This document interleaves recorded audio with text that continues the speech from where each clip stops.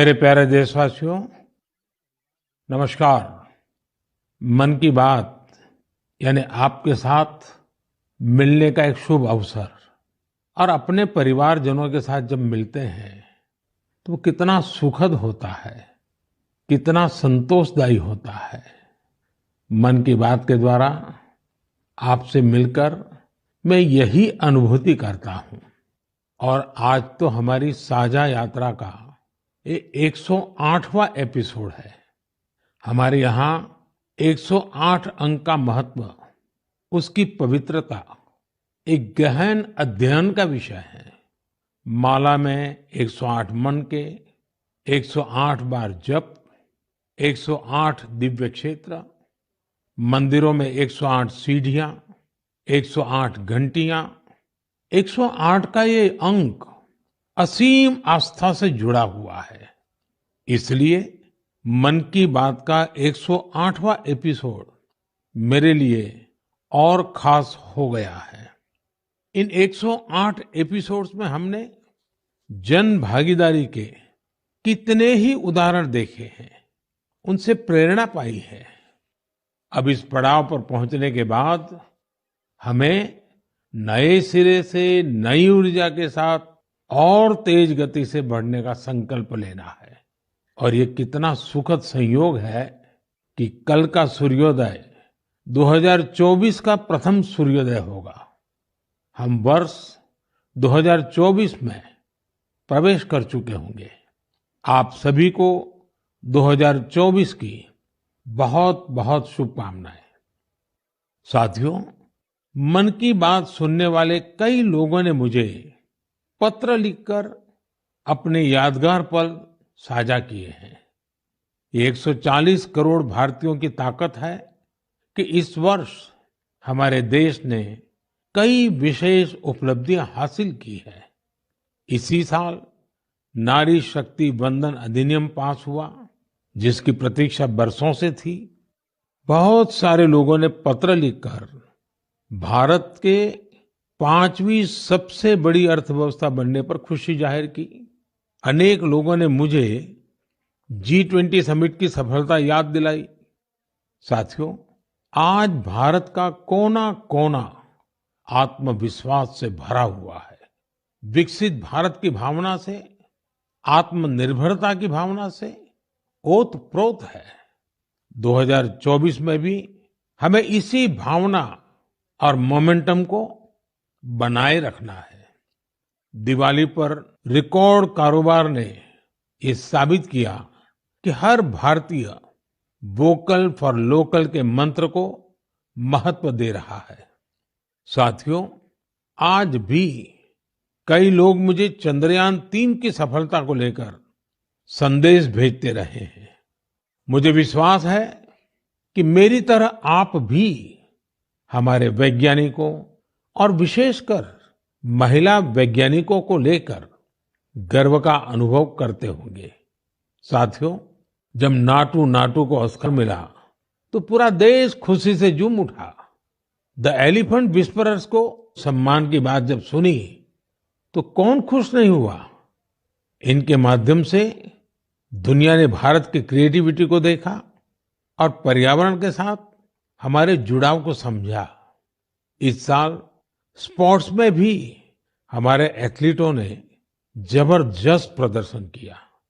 Asian games में हमारे खिलाड़ियों ने 107 और एशियन पैरा गेम्स में 111 मेडल जीते। क्रिकेट वर्ल्ड कप में भारतीय खिलाड़ियों ने अपने प्रदर्शन से सबका दिल जीत लिया। अंडर 19 T20 वर्ल्ड कप में हमारी महिला क्रिकेट टीम की जीत बहुत प्रेरित करने वाली है। कई खेलों में खिलाड़ियों की उपलब्धियों ने देश का नाम बढ़ाया। अब 2024 में पेरिस ओलंपिक का आयोजन होगा, जिसके लिए पूरा देश अपने खिलाड़ियों का हौसला बढ़ा रहा है। साथियों, जब भी हमने मिलकर प्रयास किया, हमारे देश की विकास यात्रा पर बहुत सकारात्मक प्रभाव हुआ। हमने आजादी का अमृत महोत्सव और मेरी माटी मेरा देश ऐसे सफल अभियान का अनुभव किया। इसमें करोड़ों लोगों की भागीदारी के हम सब साक्षी हैं। 70,000 अमृत सरोवरों का निर्माण भी हमारी सामूहिक उपलब्धि है। साथियों, मेरा ये विश्वास रहा है कि जो देश इनोवेशन को महत्व नहीं देता, उसका विकास रुक जाता है। भारत का इनोवेशन हब बनना इस बात का प्रतीक है कि हम रुकने वाले नहीं हैं। 2015 में हम ग्लोबल इनोवेशन इंडेक्स में 81वें रैंक पर थे। आज हमारी रैंक 40 है। इस वर्ष भारत में फाइल होने वाले पेटेंट की संख्या ज्यादा रही, जिनमें करीब 60% डोमेस्टिक फर्म्स के थे। क्यूएस एशिया यूनिवर्सिटी रैंकिंग में इस बार सबसे अधिक संख्या में भारतीय यूनिवर्सिटी शामिल हुई है। अगर इन उपलब्धियों की लिस्ट बनाना शुरू करें तो ये कभी पूरी ही नहीं होगी। ये तो सिर्फ एक झलक है भारत का सामर्थ्य कितना प्रभावी है। हमें देश की इन सफलताओं से, देश के लोगों की इन उपलब्धियों से प्रेरणा लेनी है, गर्व करना है, नए संकल्प लेने हैं। मैं एक बार फिर आप सबको 2024 की शुभकामनाएं देता हूं। मेरे परिवारजनों, हमने अभी भारत को लेकर हर तरफ जो आशा और उत्साह है उसकी चर्चा की। ये आशा और उम्मीद बहुत अच्छी है। जब भारत विकसित होगा तो इसका सबसे अधिक लाभ युवाओं को ही होगा। लेकिन युवाओं को इसका लाभ तब और ज्यादा मिलेगा जब वो फिट होंगे। आजकल हम देखते हैं कि लाइफस्टाइल रिलेटेड डिसीज के बारे में कितनी बातें होती हैं। यह हम सभी के लिए, खासकर युवाओं के लिए ज्यादा चिंता की बात है। इस मन की बात के लिए मैंने आप सभी से फिट इंडिया से जुड़े इनपुट भेजने का आग्रह किया था। आप लोगों ने जो रिस्पांस दिया उसने मुझे उत्साह से भर दिया है। नमो ऐप पर बड़ी संख्या में मुझे स्टार्टअप्स ने भी अपने सुझाव भेजे हैं। उन्होंने अपने कई तरह के अनूठे प्रयासों की चर्चा की है। साथियों, भारत के प्रयास से 2023 को इंटरनेशनल ईयर ऑफ मिलेट्स के रूप में मनाया गया। इससे इस क्षेत्र में काम करने वाले स्टार्टअप्स को बहुत सारे अवसर मिले। इनमें लखनऊ से शुरू हुए किरोज फूड्स, प्रयागराज के ग्रैंडमा मिलेट्स और न्यूट्रास्यूटिकल रिच ऑर्गेनिक इंडिया जैसे कई स्टार्टअप शामिल हैं। एल्पिनो हेल्थ फूड्स, अबोरियल और किरोज फूड से जुड़े युवा हेल्दी फूड के ऑप्शंस को लेकर नए नए इनोवेशन भी कर रहे हैं। बेंगलुरु के अनबॉक्स हेल्थ से जुड़े युवाओं ने ये भी बताया है कि कैसे वे लोगों को उनकी पसंदीदा डाइट चुनने में मदद कर रहे हैं। फिजिकल हेल्थ को लेकर दिलचस्पी जिस तरह से बढ़ रही है, उससे इस क्षेत्र से जुड़े कोचेस और ट्रेनर्स की डिमांड भी बढ़ रही है। जोगो टेक्नोलॉजी जैसे स्टार्टअप्स इस मांग को पूरा करने में मदद कर रहे हैं। साथियों, आज फिजिकल हेल्थ और वेलबींग की चर्चा तो खूब होती है, लेकिन इससे जुड़ा एक और बड़ा पहलू है मेंटल हेल्थ का। मुझे यह जानकर बहुत खुशी हुई है कि मुंबई के इन्फी हिल और योर दोस्त जैसे स्टार्टअप्स मेंटल हेल्थ और वेलबींग को इम्प्रूव करने के लिए काम कर रहे हैं। इतना ही नहीं, आज इसके लिए आर्टिफिशियल इंटेलिजेंस जैसी टेक्नोलॉजी का इस्तेमाल भी किया जा रहा है। साथियों, मैं यहाँ कुछ ही स्टार्टअप्स का नाम ले सकता हूँ क्योंकि लिस्ट बहुत लंबी है। मैं आप सभी से आग्रह करूंगा कि फिट इंडिया के सपने को साकार करने की दिशा में इनोवेटिव हेल्थ केयर स्टार्टअप्स के बारे में मुझे जरूर लिखते रहें। मैं आपके साथ फिजिकल और मेंटल हेल्थ के बारे में बात करने वाले जाने-माने लोगों के अनुभव भी साझा करना चाहता हूँ। ये पहला मैसेज सद्गुरु जग्गी वासुदेव जी का है। ये फिटनेस विशेष रूप से फिटनेस ऑफ द माइंड यानी मानसिक स्वास्थ्य को लेकर अपने विचार साझा करेंगे। इस मन की बात में मन के स्वास्थ्य पर बात करना हमारा सौभाग्य है। Mental illnesses and how we keep our neurological system are very directly related. How alert, static-free and disturbance-free we keep our neurological system will decide how pleasant we feel within ourselves. What we call as peace, love, joy, blissfulness, agony, depression, ecstasy, all have a chemical and neurological basis. Pharmacology is essentially trying to fix the chemical imbalance within the body by adding chemicals from outside. Mental illnesses are being managed this way. But we must realize that taking chemicals from outside in the form of medications is necessary when one is in extreme situation. Working for an internal mental health situation or working for an equanimous chemistry within ourselves, a chemistry of peacefulness, joyfulness, blissfulness, is something that has to be brought into every individual's life, into the cultural life of a society and the nations around the world and the entire humanity. It's very important we understand our mental health, our sanity is a fragile privilege. We must protect it, we must nurture it. For this, there are many levels of practices in the yogic system. Completely internalized processes that people can do as simple practices with which they can bring certain equanimity to their chemistry and certain calmness to their neurological system. The technologies of inner well-being is what we call as the yogic sciences. Let's make it happen. सामान्य तौर पर सद्गुरु जी ऐसे ही बेहतरीन तरीके से अपनी बातों को सामने रखने के लिए जाने जाते हैं। आइए अब हम जानी मानी क्रिकेट खिलाड़ी हरमनप्रीत कौर जी को सुनते हैं। नमस्कार, मैं अपने देशवासियों को मन की बात के माध्यम से कुछ कहना चाहती हूँ। माननीय प्रधानमंत्री श्री नरेंद्र मोदी जी के फिट इंडिया की पहल मुझे अपने फिटनेस मंत्र आप सभी के साथ शेयर करने के लिए प्रोत्साहित किया है। आप सभी को मेरा पहला सजेशन यही है, one can not out train a bad diet. इसका अर्थ ये है, आप कब खाते हो और क्या खाते हो, इसके बारे में आपको बहुत सावधान रहना होगा। हाल ही में माननीय प्रधानमंत्री मोदी जी ने सभी को बाजरा खाने के लिए इनकरेज किया है, जो कि इम्यूनिटी बढ़ाता है और टिकाऊ खेती करने में सहायता करता है और पचाने में भी आसान है।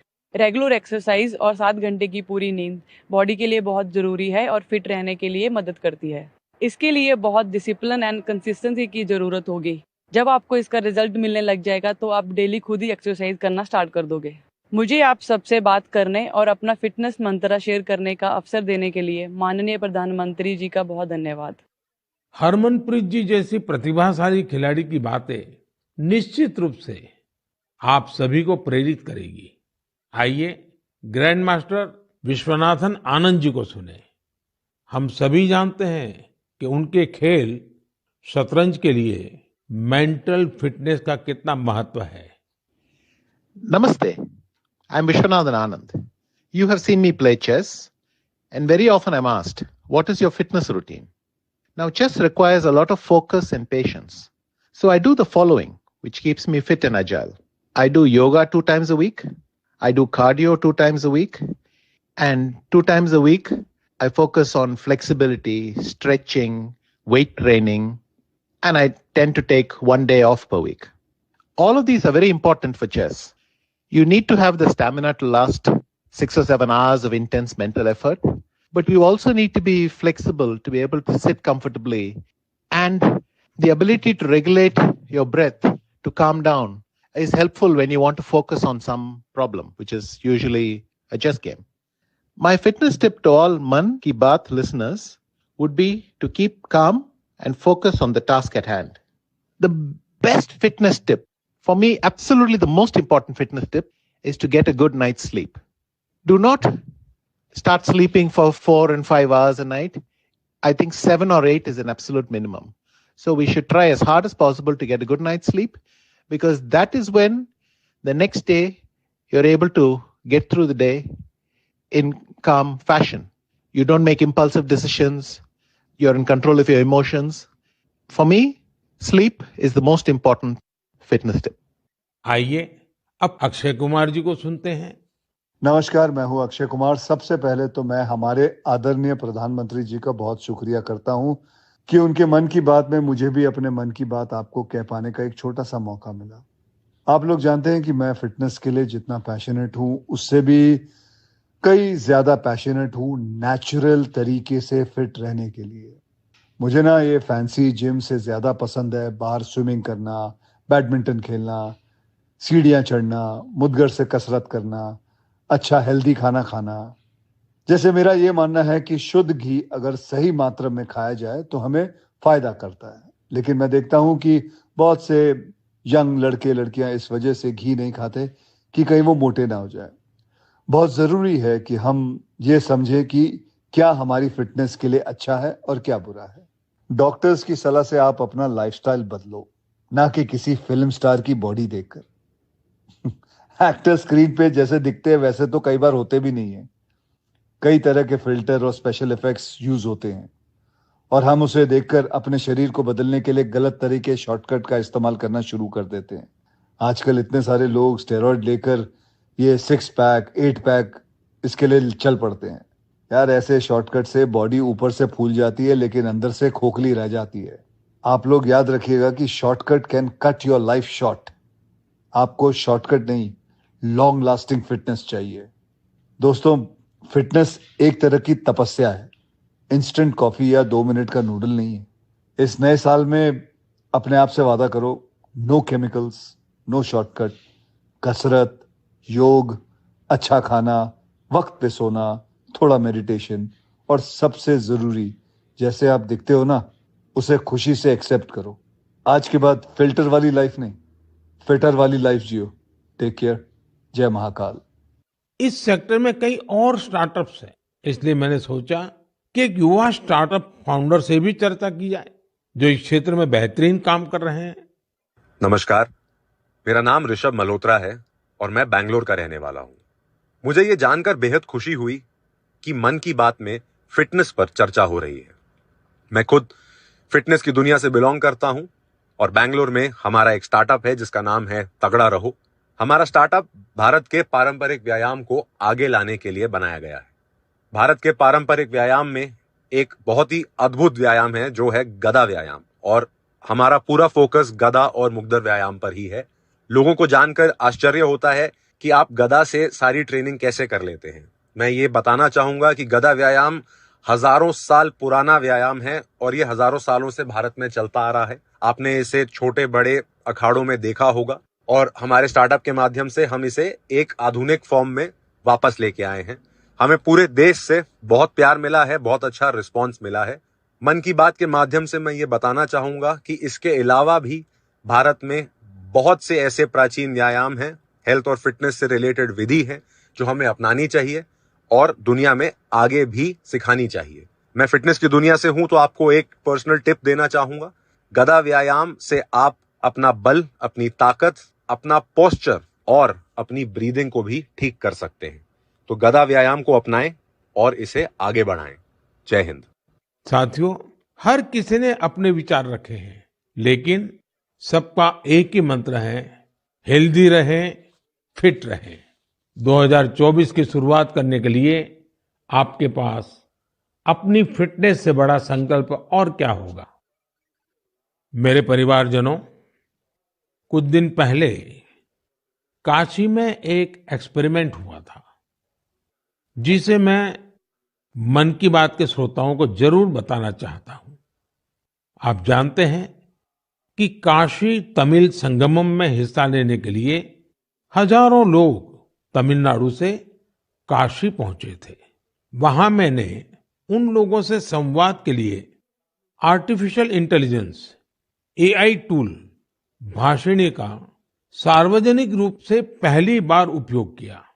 मैं मंच से हिंदी में संबोधन कर रहा था, लेकिन एआई टूल भाषिणी की वजह से वहां मौजूद तमिलनाडु के लोगों को मेरा वही संबोधन उसी समय तमिल भाषा में सुनाई दे रहा था।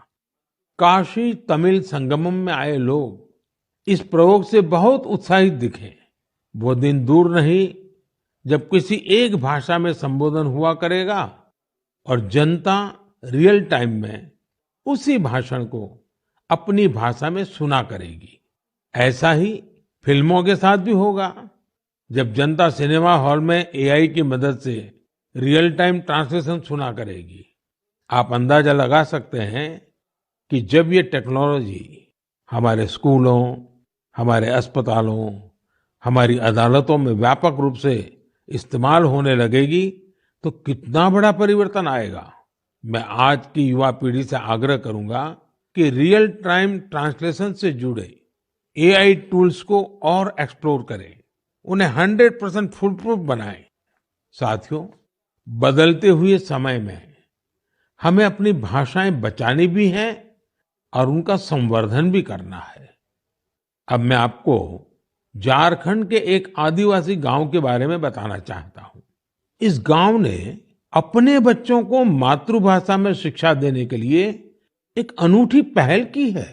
मंगलो गांव में बच्चों को कुडुख भाषा में शिक्षा दी जा रही है।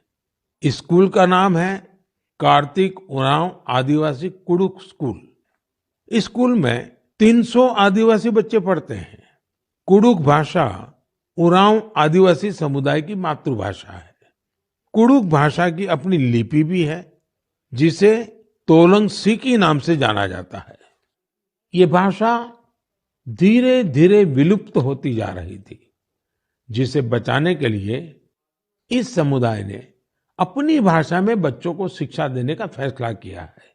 इस स्कूल को शुरू करने वाले अरविंद उरांव कहते हैं कि आदिवासी बच्चों को अंग्रेजी भाषा में दिक्कत आती थी, इसलिए उन्होंने गांव के बच्चों को अपनी मातृभाषा में पढ़ाना शुरू कर दिया। उनके इस प्रयास से बेहतर परिणाम मिलने लगे तो गांव वाले भी उनके साथ जुड़ गए। अपनी भाषा में पढ़ाई की वजह से बच्चों के सीखने की गति भी तेज हो गई है। हमारे देश में कई बच्चे भाषा की मुश्किलों की वजह से पढ़ाई बीच में ही छोड़ देते थे। ऐसी परेशानियों को दूर करने में नई राष्ट्रीय शिक्षा नीति से भी मदद मिल रही है। हमारा प्रयास है कि भाषा किसी भी बच्चे की शिक्षा और प्रगति में बाधा नहीं बननी चाहिए। साथियों, हमारी भारत भूमि को हर कालखंड में देश की विलक्षण बेटियों ने गौरव से भर दिया है। सावित्रीबाई फुले जी और रानी वेलु नाचियार जी देश की ऐसी ही दो विभूतियां हैं।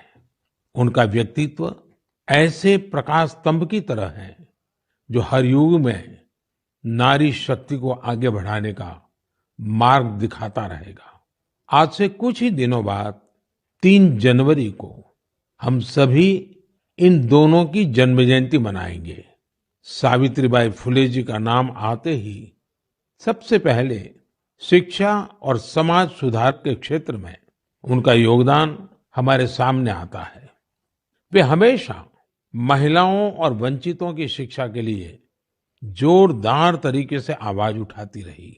वे अपने समय से बहुत आगे थी और उन गलत प्रथाओं के विरोध में हमेशा मुखर रही। शिक्षा से समाज के सशक्तिकरण पर उनका गहरा विश्वास था। महात्मा फुले जी के साथ मिलकर उन्होंने बेटियों के लिए कई स्कूल शुरू किए। उनकी कविताएं लोगों में जागरूकता बढ़ाने और आत्मविश्वास भरने वाली होती थी। लोगों से हमेशा उनका यह आग्रह रहा कि वे जरूरत में एक दूसरे की मदद करें और प्रकृति के साथ भी समरसता से रहें। वे कितनी दयालु थी, इसे शब्दों में नहीं समेटा जा सकता। जब महाराष्ट्र में अकाल पड़ा तो सावित्रीबाई और महात्मा फुले ने जरूरतमंदों की मदद के लिए अपने घरों के दरवाजे खोल दिए।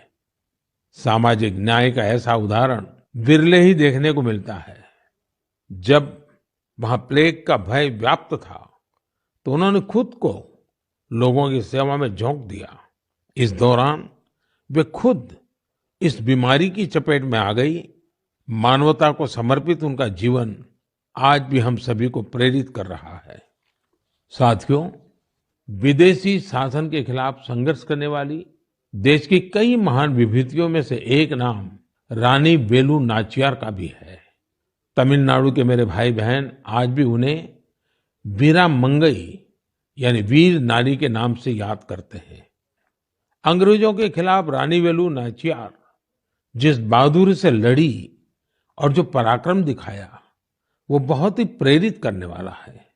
अंग्रेजों ने शिवगंगा साम्राज्य पर हमले के दौरान उनके पति की हत्या कर दी थी, जो वहां के राजा थे। रानी वेलु नाचियार और उनकी बेटी किसी तरह दुश्मनों से बच निकली थी। वे संगठन बनाने और मरूद ब्रदर्स यानी अपने कमांडरों के साथ सेना तैयार करने में कई सालों तक जुटी रही। उन्होंने पूरी तैयारी के साथ अंग्रेजों के खिलाफ युद्ध शुरू किया और बहुत ही हिम्मत और संकल्प शक्ति के साथ लड़ाई लड़ी। रानी वेलु नाचियार का नाम उन लोगों में शामिल है जिन्होंने अपनी सेना में पहली बार ऑल विमेन ग्रुप बनाया था। मैं इन दोनों वीरांगनाओं को श्रद्धा सुमन अर्पित करता हूं। मेरे परिवारजनों, गुजरात में डायरा की परंपरा है। रात भर हजारों लोग डायरा में शामिल होकर के मनोरंजन के साथ ज्ञान को अर्जित करते हैं। इस डायरा में लोक संगीत, लोक साहित्य और हास्य की त्रिवेणी हर किसी के मन को आनंद से भर देती है। इस डायरा के एक प्रसिद्ध कलाकार हैं भाई जगदीश त्रिवेदी जी। हास्य कलाकार के रूप में भाई जगदीश त्रिवेदी जी ने 30 साल से भी ज्यादा समय से अपना प्रभाव जमा रखा है। हाल ही में भाई जगदीश त्रिवेदी जी का मुझे एक पत्र मिला और साथ में उन्होंने अपनी एक किताब भी भेजी है। किताब का नाम है social audit of social service. एक किताब बड़ी अनूठी है। इसमें हिसाब किताब है। ये किताब एक तरह की बैलेंस शीट है। पिछले 6 सालों में भाई जगदीश त्रिवेदी जी को किस किस कार्यक्रम से कितनी आय हुई और वो कहाँ कहाँ खर्च हुआ, इसका पूरा लेखा जोखा किताब में है। ये बैलेंस शीट इसलिए अनोखी है क्योंकि उन्होंने अपनी पूरी आय एक एक रुपया समाज के लिए, स्कूल, हॉस्पिटल, लाइब्रेरी, दिव्यांगजनों से जुड़ी संस्थाओं, समाज सेवा में खर्च कर दिया। पूरे 6 साल का हिसाब है। जैसे किताब में एक स्थान पर लिखा है 2022 में उनको अपने कार्यक्रमों से आय हुई 2,35,79,674 रुपये और उन्होंने स्कूल, हॉस्पिटल, लाइब्रेरी पर खर्च किए 2,35,79,674 रुपये। उन्होंने 1 रुपया भी अपने पास नहीं रखा। दरअसल इसके पीछे भी एक दिलचस्प वाकया है। हुआ यूं कि एक बार भाई जगदीश त्रिवेदी जी ने कहा कि जब 2017 में वो 50 साल के हो जाएंगे तो उसके बाद उनके कार्यक्रमों से होने वाली आय को वो घर नहीं ले जाएंगे बल्कि समाज पर खर्च करेंगे। 2017 के बाद से अब तक वो लगभग 8.25 करोड़ रुपए अलग अलग सामाजिक कार्यों पर खर्च कर चुके हैं। एक हास्य कलाकार अपनी बातों से हर किसी को हंसने के लिए मजबूर कर देता है, लेकिन वो भीतर कितनी संवेदनाओं को जीता है, ये भाई जगदीश त्रिवेदी जी के जीवन से पता चलता है। आपको ये जानकर हैरानी होगी कि उनके पास पीएचडी की 3 डिग्रियां भी है। वो 75 किताबें लिख चुके हैं, जिनमें से कई पुस्तकों को सम्मान भी मिला है। उन्हें सामाजिक कार्यों के लिए भी कई पुरस्कारों से सम्मानित किया जा चुका है। मैं भाई जगदीश त्रिवेदी जी को उनके सामाजिक कार्यों के लिए बहुत बहुत शुभकामनाएं देता हूं। मेरे परिवारजनों, अयोध्या में राम मंदिर को लेकर पूरे देश में उत्साह है, उमंग है। लोग अपनी भावनाओं को अलग अलग तरह से व्यक्त कर रहे हैं।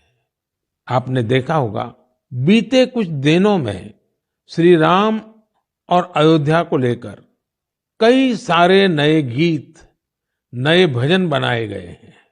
बहुत से लोग नई कविताएं भी लिख रहे हैं।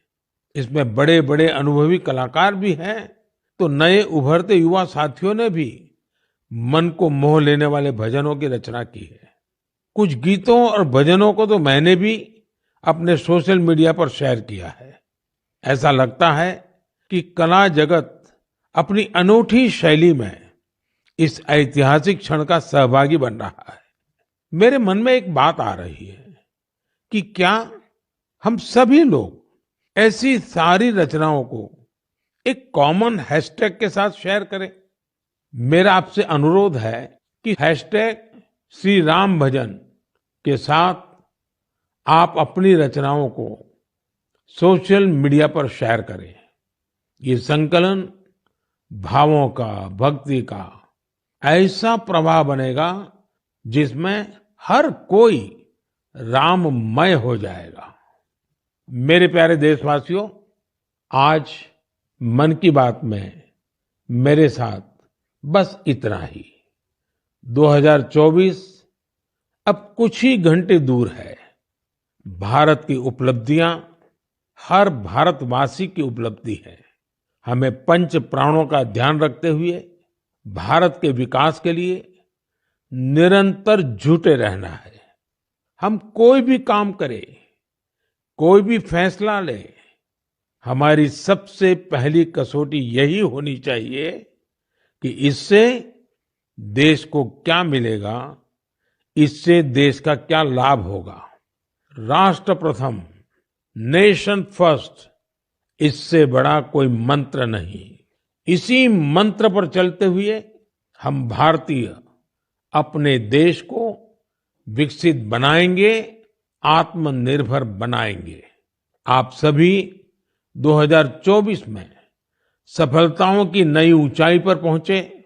आप सभी स्वस्थ रहें, फिट रहें, खूब आनंद से रहें, मेरी यही प्रार्थना है। 2024 में हम फिर एक बार देश के लोगों की नई उपलब्धियों पर चर्चा करेंगे। बहुत बहुत धन्यवाद।